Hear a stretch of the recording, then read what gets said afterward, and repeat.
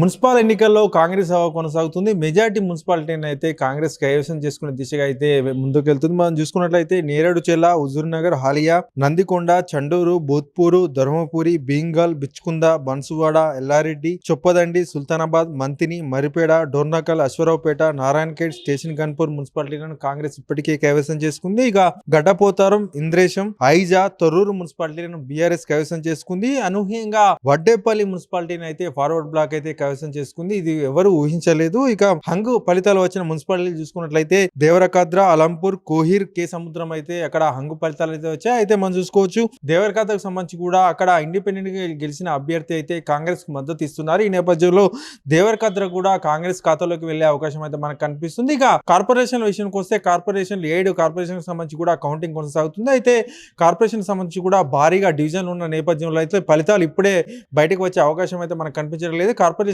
సంబంధించి కూడా సాయంత్రం అయ్యే అవకాశం అయితే ఉంది. మనం చూసుకున్నట్లయితే అత్యధికంగా కరీంనగర్ కార్పొరేషన్ లో 66 డివిజన్లు అయితే ఉన్నాయి. తర్వాత నిజామాబాద్ లో 60 డివిజన్లు ఉన్నాయి. సో ఈ కరీంనగర్, నిజామాబాద్ సంబంధించి కూడా ఫలితాలు రావడానికి సమయం పట్టే అవకాశం అయితే మనకు కనిపిస్తుంది.